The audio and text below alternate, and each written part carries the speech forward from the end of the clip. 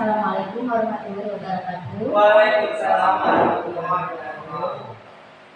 Selamat siang Bapak Ibu guru hebat. Di sini saya akan menerapkan aksi nyata tentang penerapan budaya positif dari modul 1.4.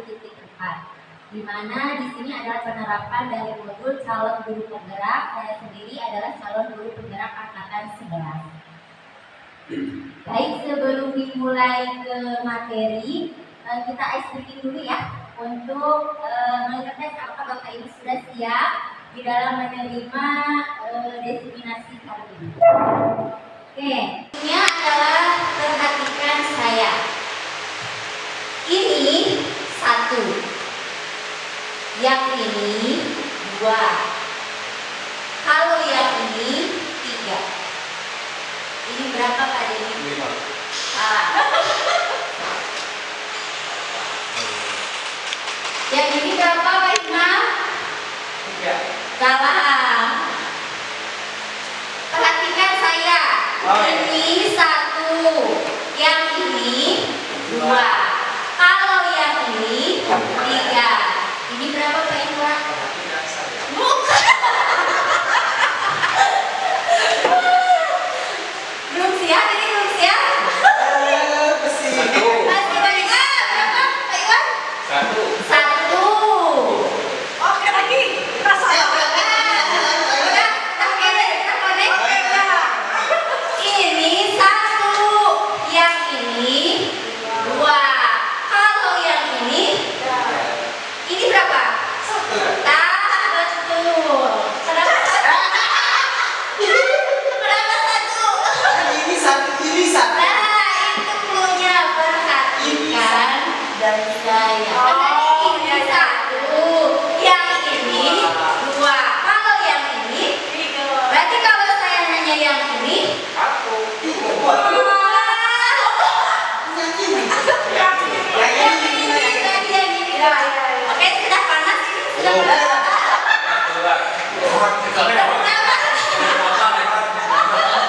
Efek yang Kata apa? Oke, baik. Kita mulai ya. Langsung ke materi. Di sini saya mempunyai pertanyaan pemantik. Apakah Bapak Ibu setuju dengan pernyataan di bawah ini? Yang pertama, hukuman dapat mendisiplinkan anak. Apakah Bapak Ibu setuju?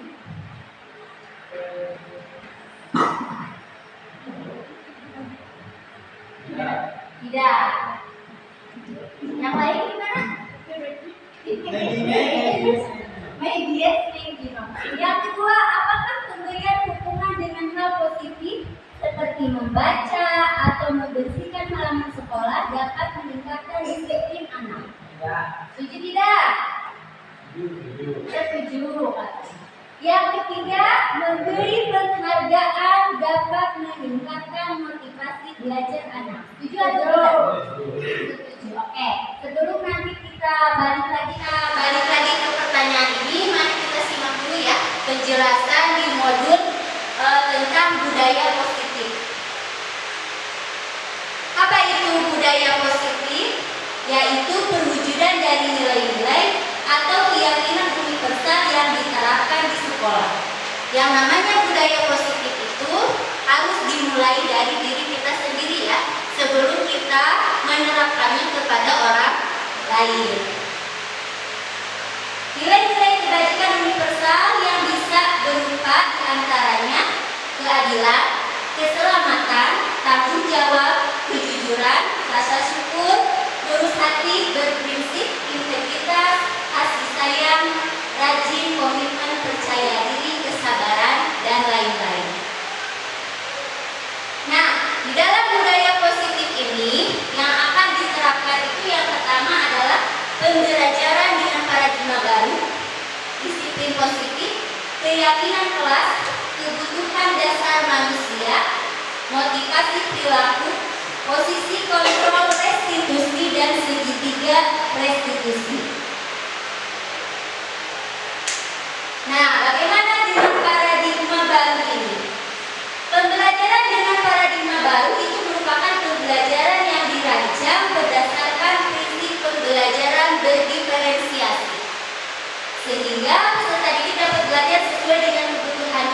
berdasarkan tahap perkembangan teori psikologi modern untuk mewujudkan profil pelajar Pancasila. Apa saja profil pelajar Pancasila itu? Beriman. Nah, beriman dan bertakwa kepada Tuhan Yang Maha Esa, berkebinekaan global, mandiri, gotong royong, berpikir kritis dan kreatif. Nah, pergeseran paradigma teori kontrol, di mana ilusi guru mengontrol murid. Jadi selama ini ketika guru mengontrol murid itu adalah sebuah ilusi.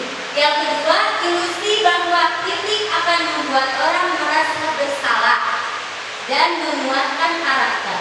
Yang ketiga, ilusi bahwa semua penguatan positif, efektif dan bermanfaat. Yang keempat, ilusi bahwa orang dewasa mempunyai hak untuk memaksa. Jadi ketika kita menerapkan hal-hal yang berikut ini, sebenarnya itu adalah sebuah ilusi. Bagaimana seseorang bisa berubah dari paradigma stimulus respon kepada pendekatan teori kontrol? Nah, ini realitasnya dari stimulus respon, kebutuhan kita adalah sama. Padahal yang benar menurut teori kontrol itu adalah kebutuhan kita berbeda. Yang kedua, semua orang melihat hal yang sama. Secara teorinya, setiap orang memiliki gambaran yang berbeda. Yang ketiga, kita mencoba mengubah agar pandangan kita sama.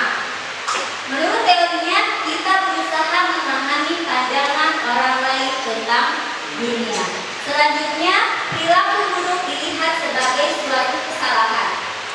Sebenarnya teorinya semua perilaku itu memiliki tujuan. Jadi tidak ada perilaku baik dan perilaku buruk. Orang lain bisa mengontrol saya. Secara teorinya hanya Anda yang bisa mengontrol diri Anda sendiri. Jadi kita tidak bisa ya mengontrol orang lain. Begitu pun sebaliknya, ketika orang lain itu tidak bisa mengontrol kita, tidak bisa mengendalikan diri kita. Hanya diri kita sendiri yang bisa mengontrol.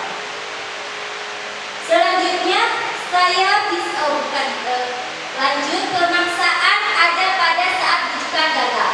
Teorinya kolaborasi dan konsensus menciptakan pilihan-pilihan baru. Selanjutnya model berpikir menang atau kalah.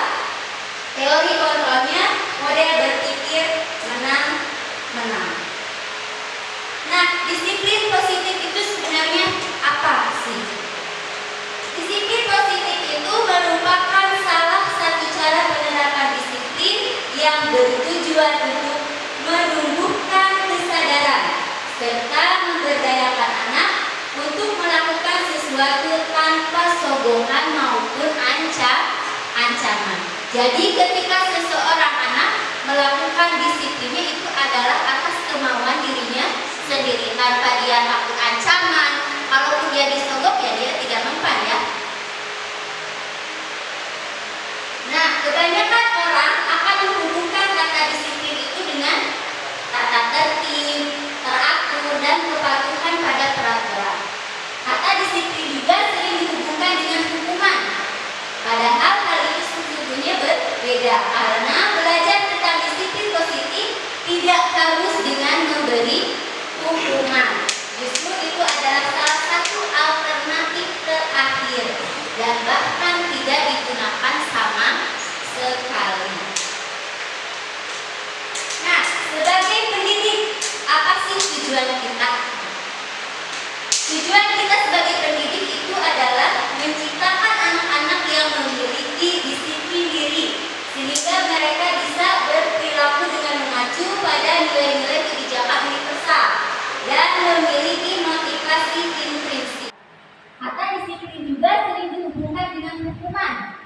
Padahal hal itu sesungguhnya berbeda, karena belajar tentang disiplin positif tidak harus dengan memberi hukuman.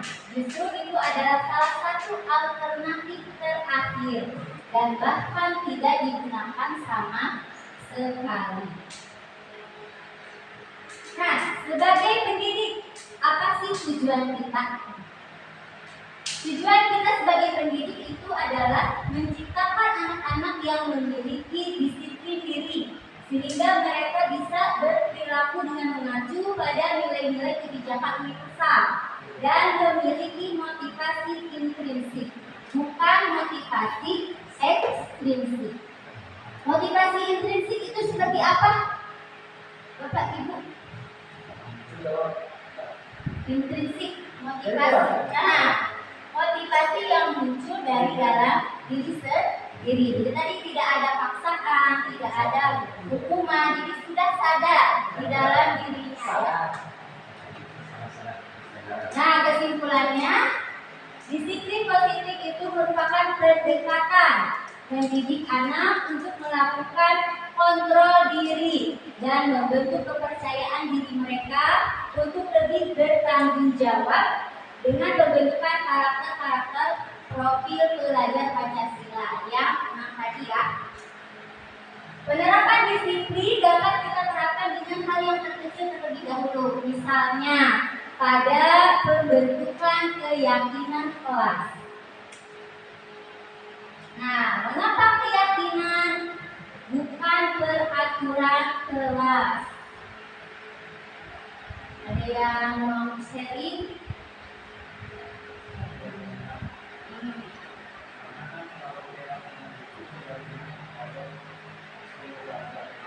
Ya, halo.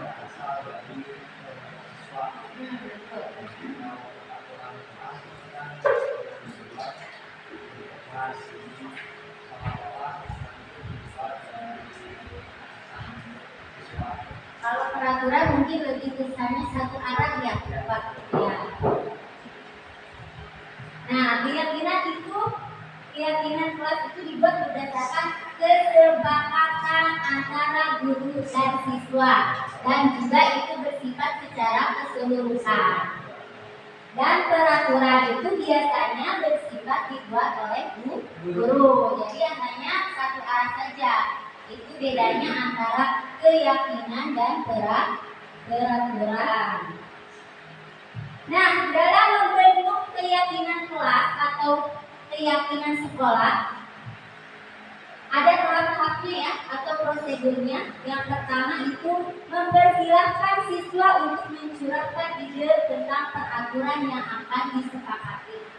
Yang kedua, mencatat semua masukan. Yang ketiga, ganti kalimat negatif menjadi kalimat positif. Yang keempat, tinjau kembali curahan pendapat yang terkumpul dan susun menjadi keyakinan kelas. Selanjutnya, tinjau ulang keyakinan kelas yang sudah tersusun. Selanjutnya, meninjau dan menyetujui dengan menandatanganinya. Selanjutnya, keyakinan kelas bisa ditempel di dinding kelas. Nah, ini contoh kesepakatan kelas atau keyakinan kelas yang saya buat ya, Bapak Ibu. Pertama-tama, murid diminta untuk menuliskan apa yang mereka inginkan yang ada nanti untuk muncul di kesepakatan kelas kita. Yang kedua, mereka menempel ide mereka. Yang ketiga, tadi kita mengubah kalimat negatif menjadi kalimat positif. Seperti apa? Misalkan begini, dilarang membuang sampah di kelas. Itu kan kalau bahasanya dilarang itu masih menjadi kalimat negatif. Bisa kita ganti menjadi kalimat positif, yaitu dengan saya misalkan kalau membuang sampah, buanglah sampah pada tempatnya, seperti itu.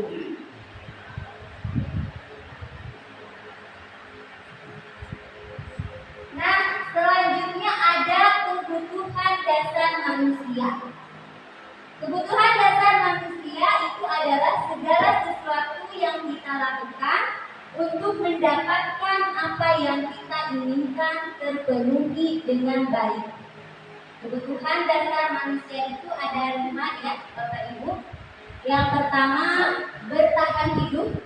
Yang kedua, kasih sayang dan rasa diterima. Yang ketiga, penguasaan. Yang keempat, kebebasan. Dan yang kelima adalah kesenangan. Berikut teorinya, kebutuhan bertahan hidup adalah kebutuhan yang bersifat fisiologis untuk bertahan hidup. Misalnya kesehatan, lemak, makanan. Komponen psikologis pada kebutuhan ini meliputi kebutuhan akan perasaan aman. Yang kedua, kebutuhan kasih, sayang, dan rasa diterima. Meliputi kebutuhan akan hubungan dan koneksi sosial. Kebutuhan untuk memberi dan menerima kasih sayang, dan kebutuhan untuk merasa menjadi bagian dari suatu kelompok. Kebutuhan ini juga meliputi keinginan untuk tetap terhubung dengan orang lain seperti teman, keluarga, pasangan hidup, teman kerja, binatang peliharaan, dan kelompok di mana kita tergabung. Pada murid, anak-anak yang memiliki kebutuhan dasar kasih sayang dan rasa diterima yang tinggi biasanya ingin disukai dan diterima oleh lingkungannya. Nah, mungkin Bapak Ibu pernah menemukan murid yang seperti ini di kelas ya. Yang selanjutnya, penguasaan atau kebutuhan pengakuan atas kemampuan. Kebutuhan ini meliputi keinginan untuk dianggap berharga, bisa membuat perbedaan, bisa membuat pencapaian, kompeten, diakui, dihormati. Ini meliputi self-esteem dan keinginan untuk meninggalkan pengaruh. Pada murid, anak-anak yang memiliki kebutuhan dasar akan penguasaan yang tinggi biasanya selalu ingin menjadi pemimpin. Mereka juga suka mengamati sebelum mencoba hal yang baru dan merasa kecewa jika melakukan kesalahan. Mereka juga biasanya rapi dan sistematik dan selalu ingin mencapai yang terbaik. Itu merupakan kebutuhan penguasaan. Selanjutnya, kebutuhan akan kebebasan atau kebutuhan akan pilihan. Kebutuhan untuk bebas adalah kebutuhan untuk kemandirian, otonomi, memiliki pilihan dan mampu mengendalikan arah hidup seseorang. Anak-anak dengan kebutuhan kebebasan yang tinggi menginginkan pilihan. Mereka perlu banyak bergerak untuk mencoba, tidak terlalu terpengaruh orang lain dan senang mencoba hal baru dan menarik. Terima kasih Bu Ajeng dan Bu Dewi sudah berkenan hadir. Oke, dilanjut yang kelima adalah kebutuhan kesenangan, yaitu kebutuhan akan kesenangan adalah kebutuhan untuk mencari kesenangan, karena bermain dan tertawa. Masih semangat Bapak Ibu? Mau eksplisit lagi ya? Kalau cuaca gini mending es krim ya daripada ice cream. Oke. Ketipu. Oke, dilanjut. Ada motivasi perilaku manusia. Menurut Diane Bose ada 3 motivasi perilaku manusia. Yang pertama, untuk menjadi orang yang mereka inginkan dan menghargai diri sendiri dengan nilai-nilai yang mereka percaya. Yang kedua, untuk mendapatkan imbalan atau penghargaan dari orang lain. Dan yang ketiga, untuk menghindari ketidaknyamanan atau hukuman.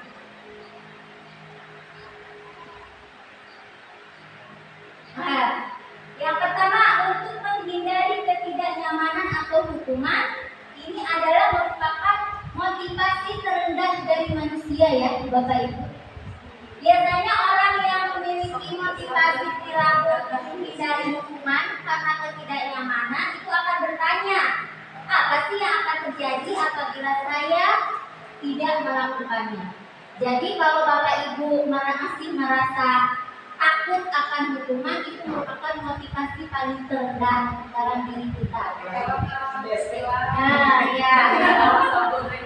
Jadi bukan kesadaran ya, tapi karena takut hukuman. Yang kedua,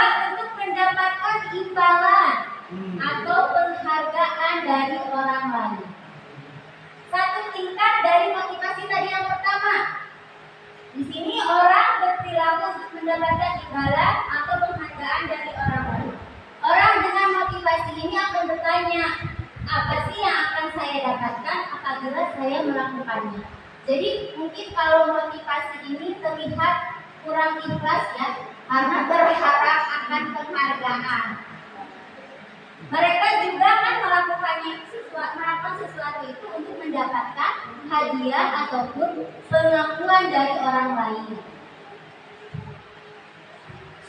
Yang ketiga, untuk menjadi orang yang mereka inginkan dan menghargai diri sendiri dengan nilai-nilai yang mereka percaya.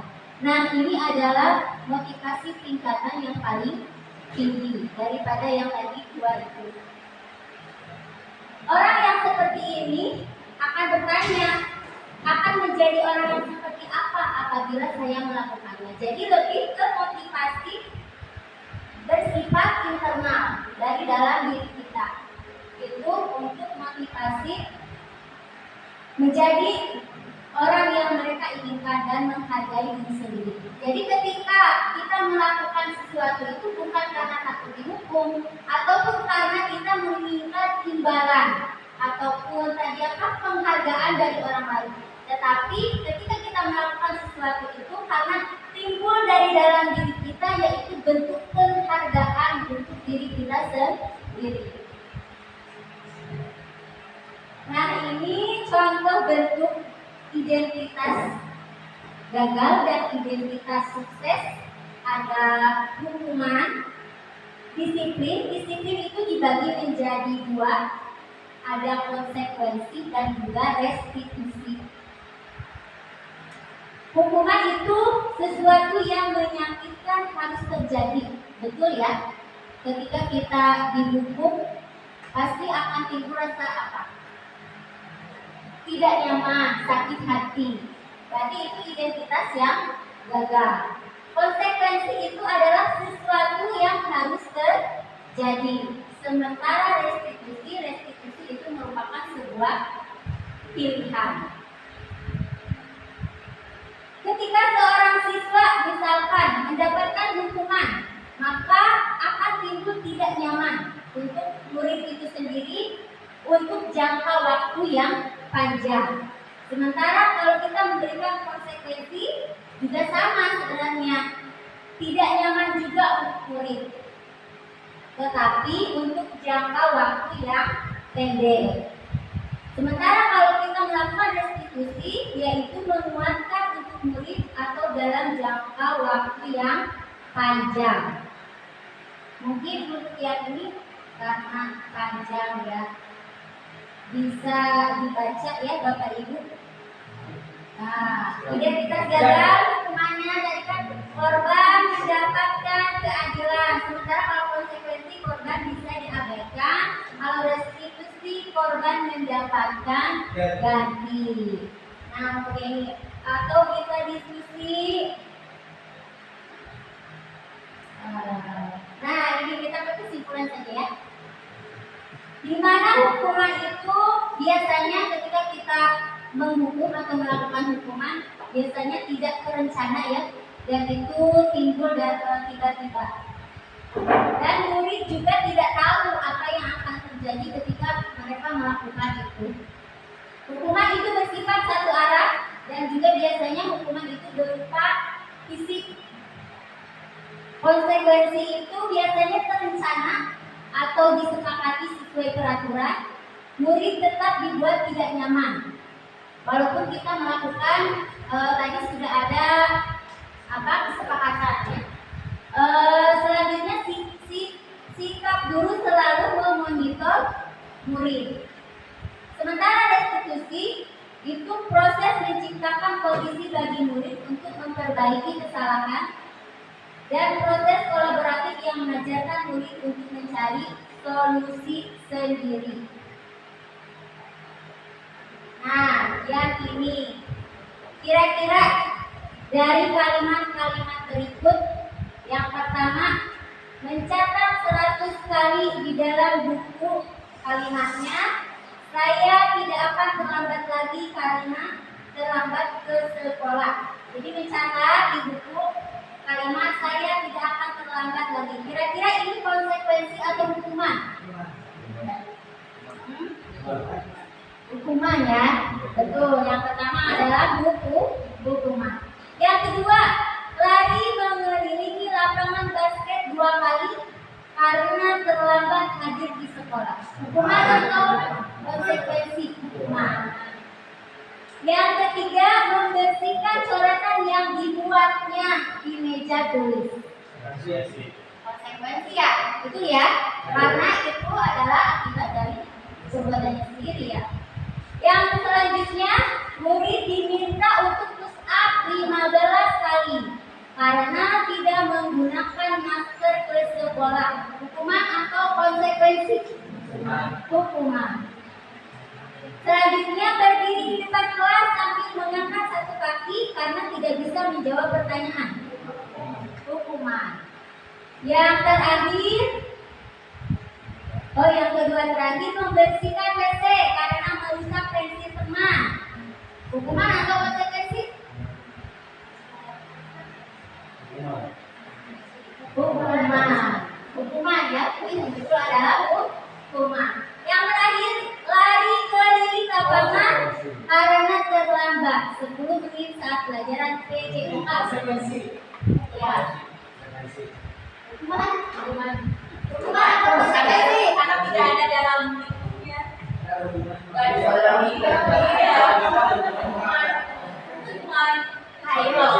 Kalau sudah ada dalam konsekuensi, itu kan baru dibuat.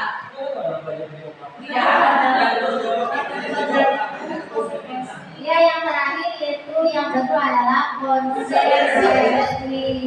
Maka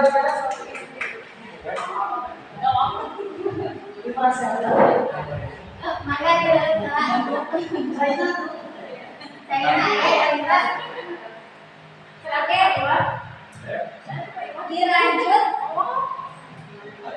Bagaimana kalau kita memberikan penghargaan? Apakah itu sudah baik atau belum ya? Di sini ada akibat atau sebab akibat kalau kita memberikan penghargaan. Jadi ada istilahnya dihukum oleh penghargaan. Ketika kita memberikan penghargaan, pengaruhnya bisa jangka pendek ataupun jangka panjang. Penghargaan itu sebenarnya adalah tidak efektif. Penghargaan itu merusak hubungan. Penghargaan itu mengurangi ketepatan. Penghargaan juga mengurangi kualitas. Penghargaan mematikan kreativitas. Penghargaan juga bisa bersifat menghukum dan motivasi dalam dirinya itu tidak menjadi timbul motivasi ya. Dilanjutkan ke posisi kontrol guru. Ada 5 posisi kontrol guru. Yang pertama sebagai penghukum, yang kedua pembuat merasa bersalah, yang ketiga sebagai teman, yang keempat sebagai pemantau, dan yang kelima sebagai manajer. Nah, sudah bisa. Silakan Bapak Ibu disimak video berikut. Enggak mau?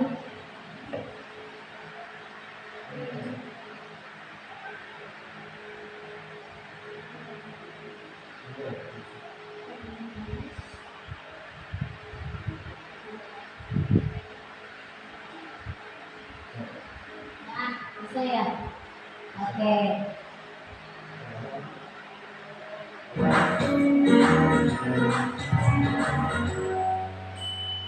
Salam bahagia Ibu dan Bapak Guru hebat.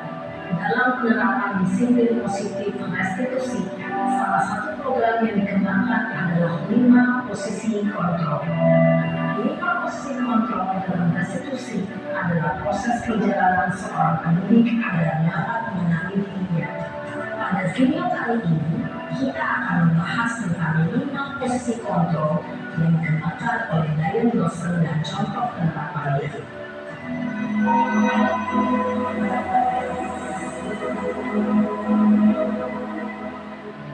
5 posisi kontrol itu adalah 1. Posisi penghukum. 2. Posisi pembuat merasa bersalah. posisi teman. 4. Posisi pemantau atau monitor. Dan 5. Posisi manajer. Untuk lebih memahami kelima posisi tersebut, mari kita saksikan kasus Naren yang telah hadir 20 murid di sekolah dan melihat bagaimana kelima posisi kontrol dalam menghadapi masalah tersebut.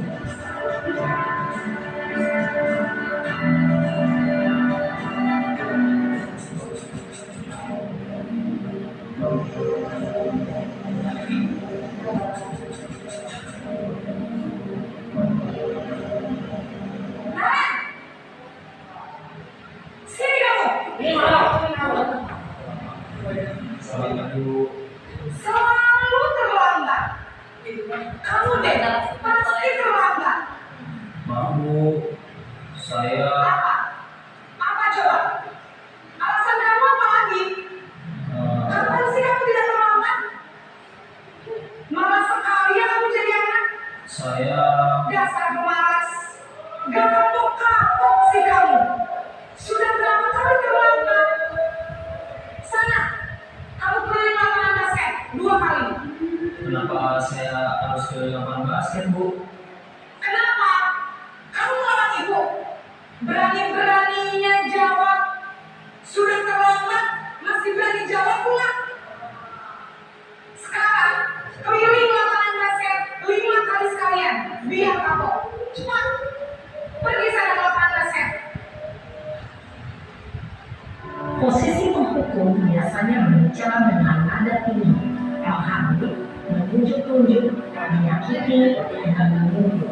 Hukuman bisa berupa fisik maupun psikis. Ibu dan bapak berhebat. Dampak yang terjadi pada murid ketika ibu berada pada posisi penghukum adalah murid cenderung akan memberontak, bahkan menyimpan.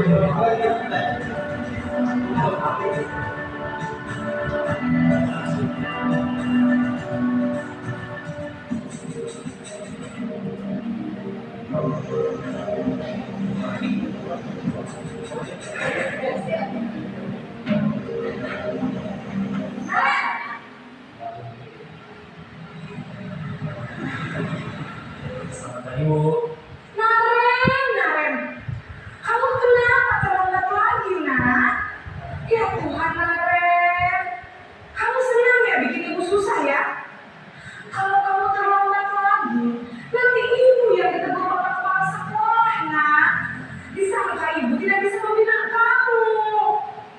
Duh, gimana ini? Maaf Bu, Duh, Gusti Naren. Kamu suka ya kalau ibu ditegur bapak kepala sekolah? Terus, sekarang ibu harus tulis apa ya di buku absen? Ini kamu sudah sering terlambat loh. Ibu harus apa coba? maaf Bu, maaf sekali. Ya sudah, lain kali jangan bikin ibu susah lagi ya nak ya. Ibu tidak akan kuat lagi kalau kamu begini terus. Bisa jantungan kalau ibu ditegur bapak kepala sekolah. Sana cepat ke kelas. Maaf ya Bu, maaf sekali.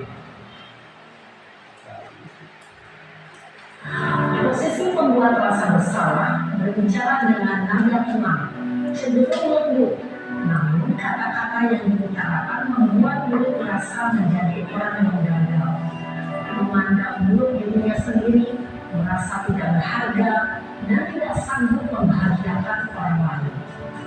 Ketika guru mengambil posisi pembuat rasa bersalah, murid akan menganggap dirinya yang bersalah dan ia akan menyimpan emosi negatif tersebut di dalam dirinya.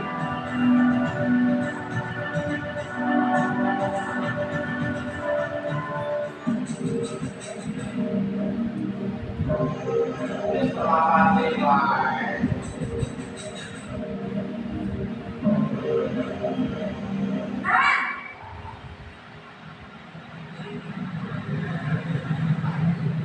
pagi Bu. Wah, sudah jam berapa ini nak? Terlambat lagi ya sayang. Iya Bu, habis ibu saya belum membangunkan saya Bu. Kamu malah menyalahkan ibu kamu. Kamu bukannya anak yang paling kencang. Kok terlambat banget sih. Iya Bu, saya memang terlambat banget tadi. Jadi biarpun saya lari kencang, tetap nggak kejar Bu. Ya sudah sana, nanti lain kali larinya lebih kenceng lagi ya, biar gak terlambat lagi. Bikin seneng ibu, demi ibu, bisa kan? Bisa lah Bu. Ya sudah sana masuk kelas, ibu beresin urusan absen kamu. Kamu ini ada-ada saja. Dalam posisi tenang, guru berbicara dengan nada suara ramah, akrab, cenderung bersenda gurau untuk menjaga suasana tetap santai. Murid akan merasa senang, aman, dan akrab dengan guru. Identitas yang tercipta adalah identitas sukses atau berhasil. Namun, perlu diingat, karena ini masih dorongan eksternal, maka ada faktor ketergantungan dari murid kepada orang tertentu. Di sini, guru absennya, sehingga di lain waktu, murid bisa diberlakukan baik, namun hanya pada orang-orang tertentu saja.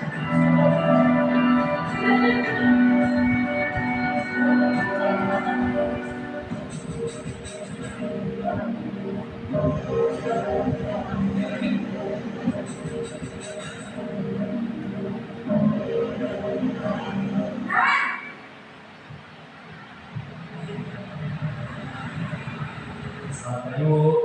Nah, apa peraturan sekolah kita tentang jam berapa kita harus masuk sekolah, Nak?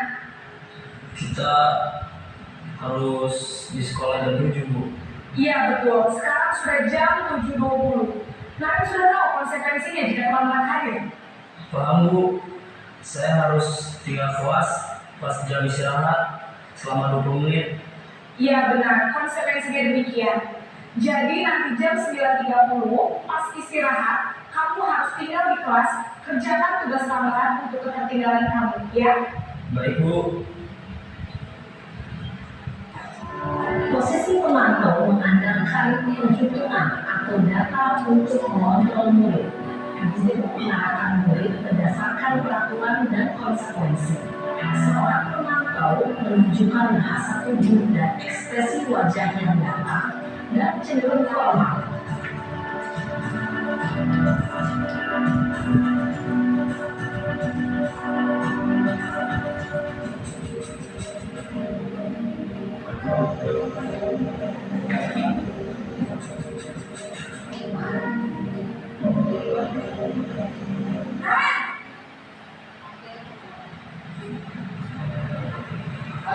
Selamat pagi Bu.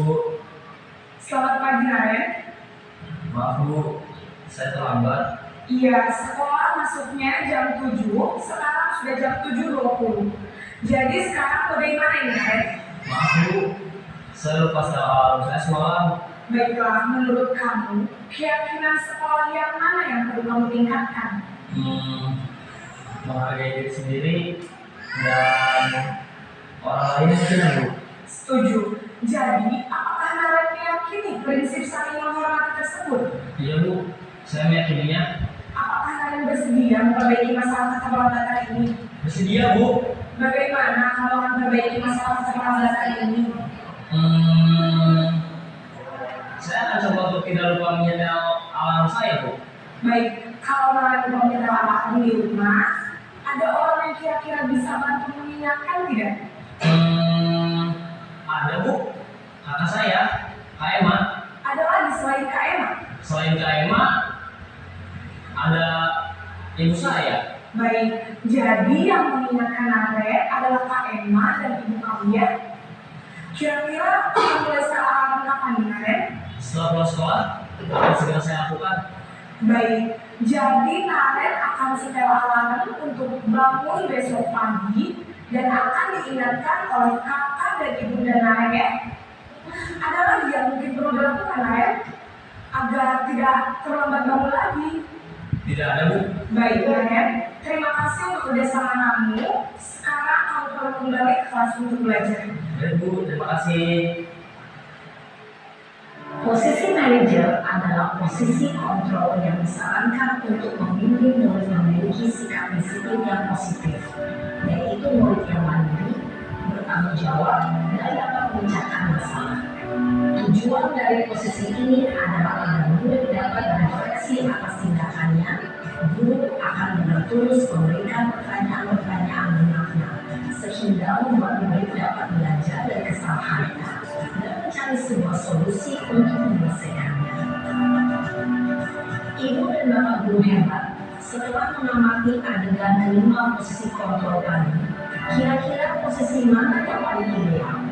Posisi mana yang dapat menunjang motivasi agar prinsip ya, tentu posisi manajer. Posisi ini adalah posisi ideal dan perlu dituju setiap pendidik. Pada posisi kedua, pendekatan manajer. Namun, tujuan kita pasti, yaitu menciptakan murid-murid yang mandiri, merdeka, dan bertanggung jawab.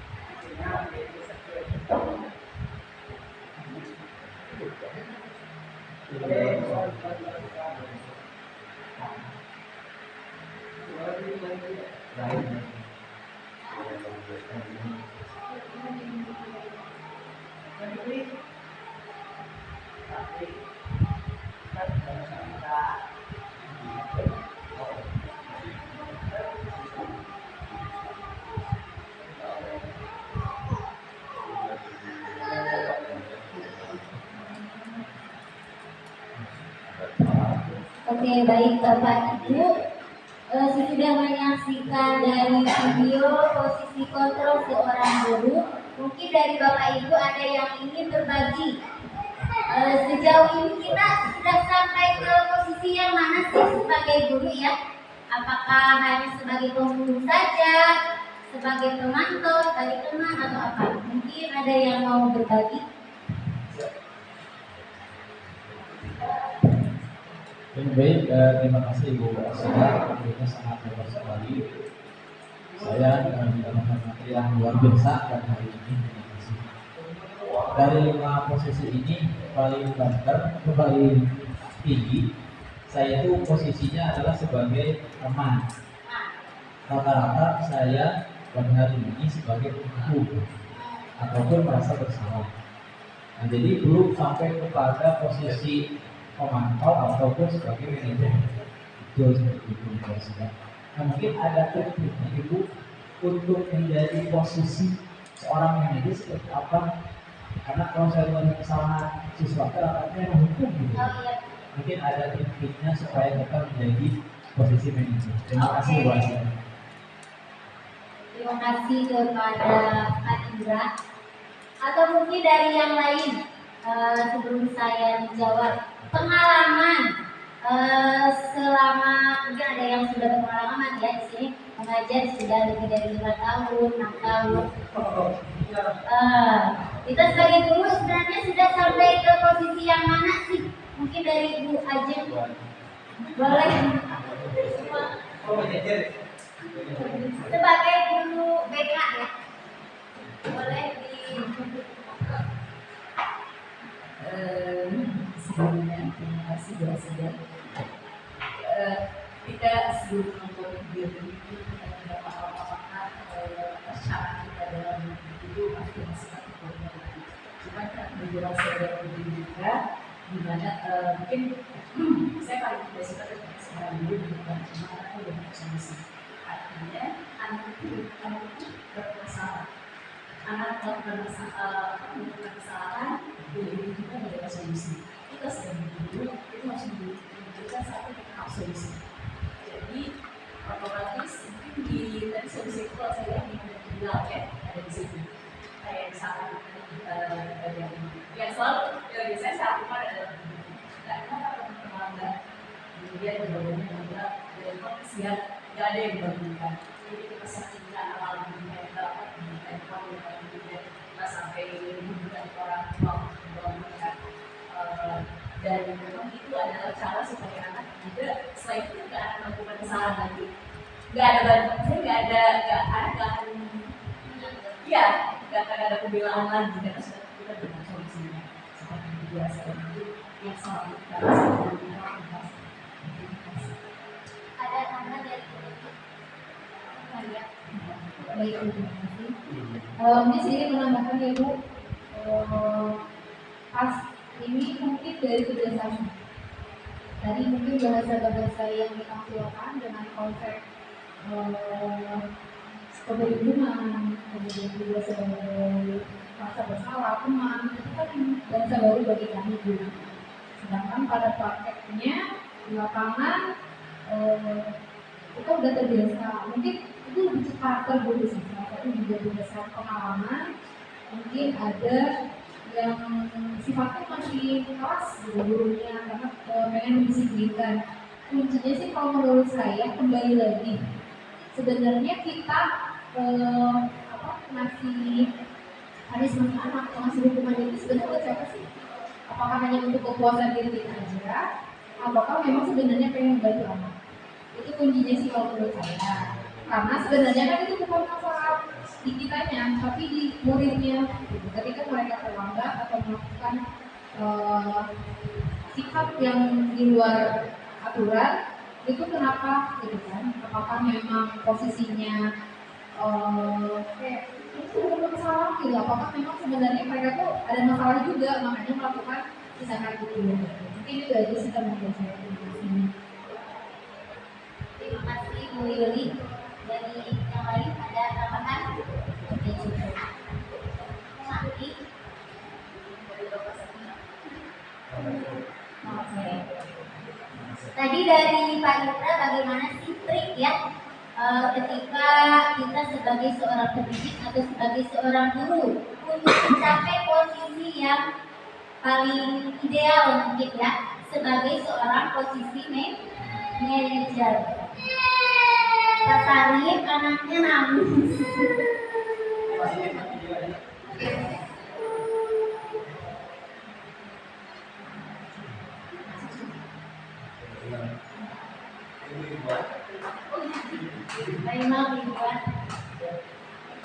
Oke, menurut saya ya, sebenarnya saya sendiri ya belum sampai ke posisi itu hanya sejak dimulai dari pendidikan guru penggerak ini, saya mencoba untuk memposisikan diri sebagai manajer, tidak hanya sebagai memang kadang-kadang kan penghukum itu ideal sekali dan apa ya sifatnya secara tiba-tiba gitu ya, cepat tiba-tiba anak melakukan kesalahan itu saat gitu kan ya. Nah, menurut saya trik dan tips untuk mencapai posisi sebagai manajer itu tadi kembali lagi perlu adanya keyakinan kelas ataupun keyakinan sekolah ya kalau di sekolah. Jadi kenapa itu harus dimunculkan terlebih dahulu? Karena nanti anak akan menyadari sendiri, akan timbul motivasi dalam dirinya sendiri. Kenapa dia melakukan itu?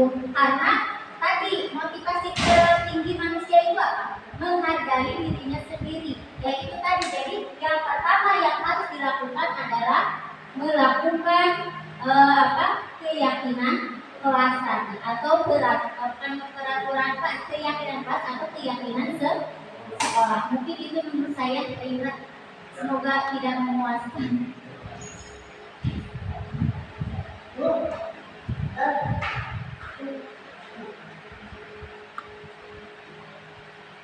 Nah ini yang tadi ya, ketika kita sebagai penghukum berdasarkan video tadi kita akan menghargai menunjuk-nunjuk berkaca pinggang tadi kan membentuk hukuman fisik atau verbal. Dampaknya kepada anak itu anak akan menjadi pendendam. Jadi menghukum itu ternyata tidak baik ya, akan berdampak kepada anak itu anak menjadi pendendam. Yang kedua, ketika berbuat merasa bersalah, seorang guru akan bersuara lembut, namun menyalahkan siswa. Guru mengatakan kesalahan pada siswa dan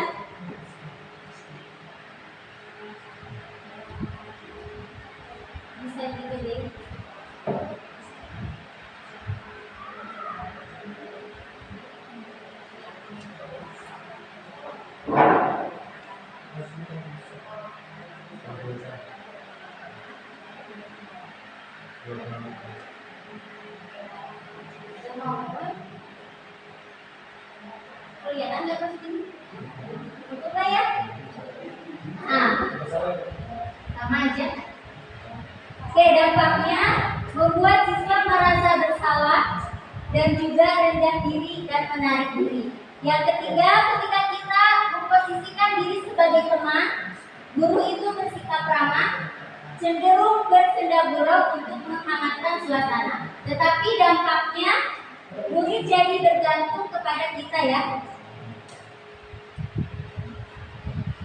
Nada bicara dan ekspresi cenderung datar. Identitasnya berhasil. Pemantau tetap memantau saat siswa diberi sanksi. Namun dampaknya siswa atau murid akan menghitung hadiah atau hukuman yang diberikan dan mengakibatkan tidak sepenuhnya mandiri. Tetapi ketika kita memposisikan diri sebagai manajer, itu suaranya cenderung netral, tercipta identitas positif, mengajukan pertanyaan bermakna dan membantu siswa memecahkan masalah. Dampaknya, murid akan menjadi mandiri dan lebih percaya diri untuk memecahkan masalahnya sendiri. Nah, yang tadi, selama ini ketika anak bersalah, Bapak Ibu cenderung melakukan posisi kontrol yang mana? Menghukum ya? Betul tidak? Kalimat yang mana kalimat? Istighfar. Penghukum memang? Sebagian kecil penghukum. Sebagian besarnya? Teman. Nah, membuat merasa bersalah. Mana yang tidak berangan baik? Oh iya betul. Berarti Pak Imam sudah melaksanakan kesepakatan kelas ya? Oh ya, jam pertama. Iya, kalau jam pertama. Kelas pun kita istighfar. Oh istighfar, kali. Oke. Yang kedua, jika Bapak Ibu sebagai murid akan lebih memilih posisi kontrol yang mana? Kira-kira kalau Bapak Ibu di posisi sebagai murid, memilih yang mana? Yang mana? Yang 5. Tadi sebagai manajer. Kenapa Pak Imam? Ini kita harus solusinya. Baru kalau saya solusi seperti apa, terus dari kita lakukan itu, ini aturannya. Iya betul. Sebenarnya ketika seorang anak melakukan kesalahan, dia sendiri sudah tahu solusinya itu seperti apa, betul tidak? Iya. Oke, ini adalah materi yang terakhir tentang segitiga restitusi, yaitu suatu proses dialog yang dijalankan guru atau orang tua saat menghasilkan murid yang mandiri dan bertanggung jawab. Nah, ada 3 langkah segitiga restitusi. Yang pertama, menstabilkan identitas. Yang kedua, validasi tindakan yang salah. Dan yang terakhir, menanyakan keyakinan. Untuk tahap menstabilkan identitas, itu berdasarkan prinsip membuat kesalahan adalah bagian dari proses pembelajaran. Yang kedua, menggeser identitas gagal ke identitas sukses. Tahap validasi tindakan yang salah berdasarkan prinsip setiap perilaku berupaya memenuhi suatu kebutuhan tertentu. Guru akan bergeser dari pemikiran stimulus respon menjadi proaktif dan mengenali atau mengakui kebutuhan murid akan memperbaiki hubungan dengan murid. Tahap yang terakhir adalah menanyakan keyakinan, yaitu murid akan diberi pertanyaan-pertanyaan secara bermakna untuk memunculkan motivasi secara intrinsik. Yang kedua, mampu mengatakan keyakinannya dengan tindakan yang salah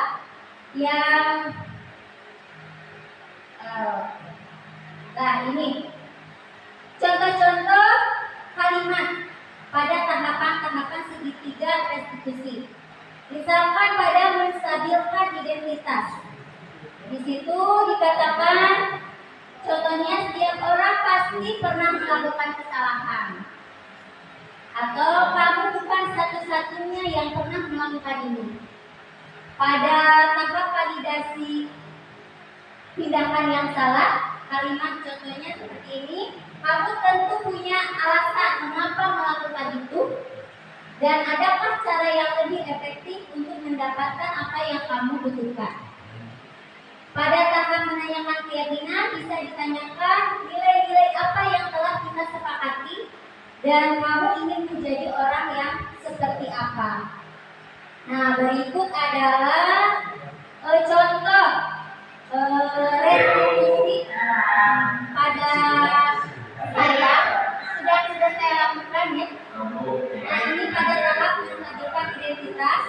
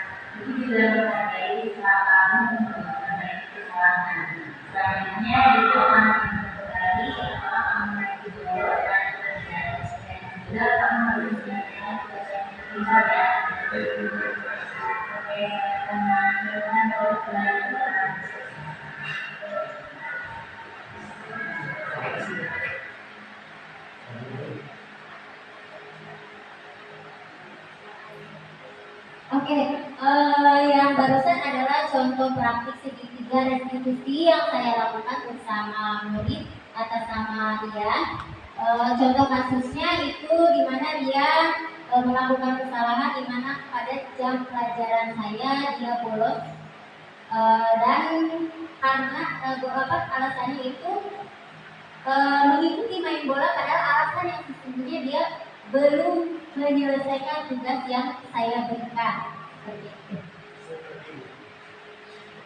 Dari Bapak Ibu dalam menerima materi dari saya tentang disiplin positif. Oke, terima kasih Pak Indra, saya persilakan. Baik, terima kasih. Bismillahirrahmanirrahim. Assalamualaikum warahmatullahi wabarakatuh. Waalaikumsalam warahmatullahi wabarakatuh. Yang saya hormati Ibu Asida, yang saya hormati Bapak Ibu Guru SMA Karet, dan Insya Allah Bapak Ibu Asida. Baik, yang pertama saya ucapkan terima kasih atas materinya ini sangat luar biasa Ibu. Bagi kami ini sangat baru. Dan mudah-mudahan dari teori yang disampaikan ini kami bisa mengaplikasikannya pada kehidupan sehari-hari kita, terutama kita sebagai guru. Nah, ini saya baru tahu mengenai ada yang namanya kontrol sosial. Ini kontrol sosial. Saya pribadi khususnya lebih cenderung sebagai kontrol sosial hukum atau merasa bersalah untuk murid. Nah, ini mudah-mudahan mudah-mudahan dengan adanya seperti ini, mudah-mudahan saya bisa menjadi posisi sebagai manajer. Yang kedua, mudah-mudahan destinasi ini tidak hanya bagi kami, dan insya Allah kami walaupun yang ada 7 peserta ini bisa menyampaikan nanti materi kepada teman-teman. Baik, sekali lagi terima kasih, selamat kepada Ibu Hasida yang telah mempresentasikan hasil materi dari CBT-nya. Terima kasih. Wassalamualaikum warahmatullahi wabarakatuh.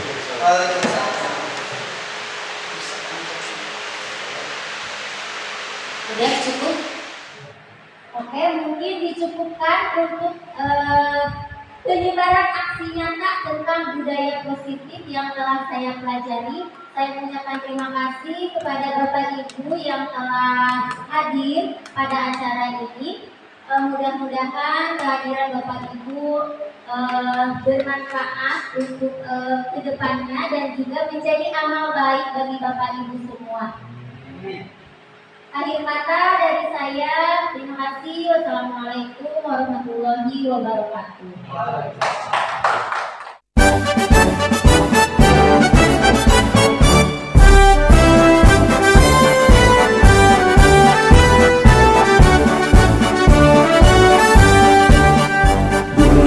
Tekad, kuatkan hati, negeri ini memanggilmu kawan. Belajar bergerak berbagi untuk negeri, guru penggerak majukan pendidikan. Guru penggerak menghamba pada murid, kreatif rancang pembelajaran. Hargai potensi, tingkatkan prestasi.